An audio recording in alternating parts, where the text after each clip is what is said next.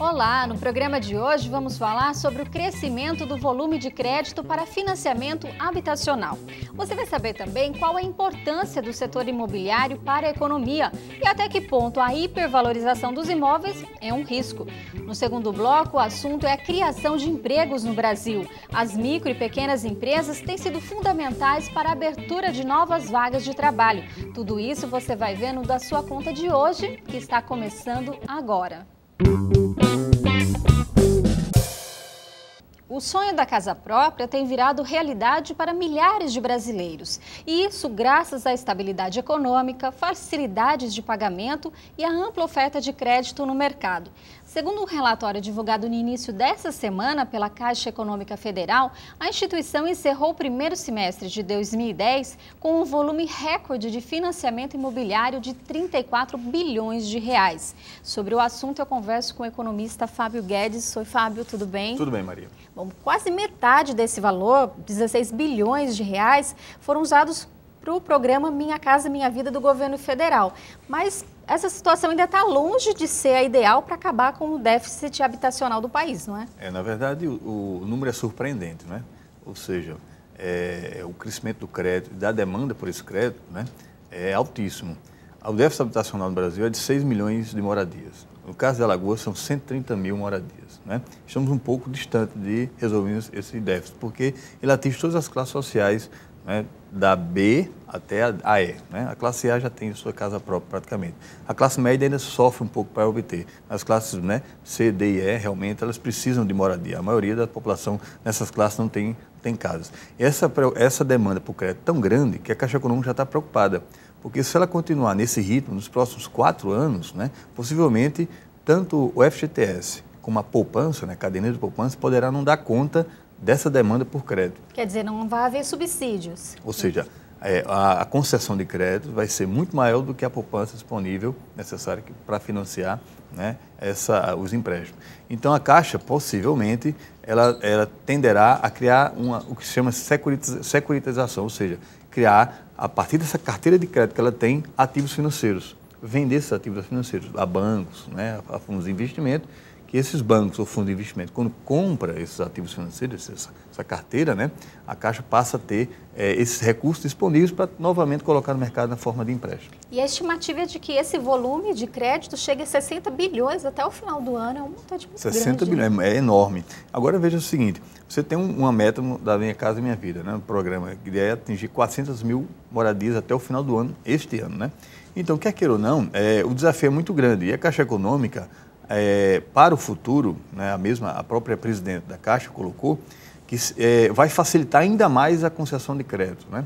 Ou seja, da mesma forma que hoje o consumidor pode chegar numa empresa, numa loja de automóveis, conseguir um financiamento do automóvel rapidamente, a mesma coisa vai acontecer com a casa, né, do setor imobiliário.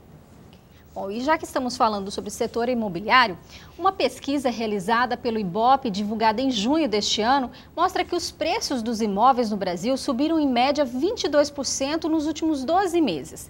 Na cidade do Rio de Janeiro, por exemplo, já existem imóveis que custam mais de 15 mil reais por metro quadrado. Isso mesmo. E os especialistas acreditam que o mercado imobiliário sólido é sinal de economia madura. Então, Fábio, levando em consideração esses números, né, ao que parece... Está num bom momento o setor imobiliário, a gente pode falar em hipervalorização? Na verdade, tem uma conjunção de fatores, né, que leva a esse aumento dos preços, né? Então, quais são os fatores? Primeiro, né, a escassez cada vez maior de terrenos, né, nas grandes cidades para construção, né, imobiliária. Isso é um fato, né? Então, a escassez de terrenos eleva o preço do terreno e acaba, né, contribuindo para o custo da construção. Outro fator importante, né, é o aumento da presença de grupos estrangeiros. Maceió, né, não tem refletido muito esse movimento, mas, por exemplo, capitais como Rio, São Paulo e Salvador, por exemplo, grupos estrangeiros estão começando, construtores, chegando no mercado, e isso está permitindo com que a demanda pelos terrenos, os proprietários de terreno, botem o preço lá para cima também. Então, a presença de grupos estrangeiros, a escassez de terrenos e também a demanda por novos imóveis, né, através justamente da expansão do crédito, que nós falamos anteriormente, está contribuindo para a elevação do preço. Não é o custo da construção, em termos de material, mas sim esses fatores. Agora, até que ponto essa hipervalorização pode ser ruim para a economia? O que é ruim, geralmente, é o seguinte, quando pode acontecer, como aconteceu com o mercado imobiliário americano, né? Ou seja, as pessoas passam a comprar imóveis muito caros e vão ao financiamento para conseguir comprá-los, né? Então, em algum momento, essa supervalorização, né, imóveis muito caros e financiamento, né, cada vez mais longos, né, e principalmente atingindo classes sociais, né, cada vez mais arriscadas, e no momento em que isso possa aumentar a inadimplência, aí vem toda uma cadeia, né, de inadimplência e de crise que pode ocorrer. Então, a questão é o seguinte, como financiar imóveis a esse preço e não deixar com que essa bolha ela possa crescer mais ainda.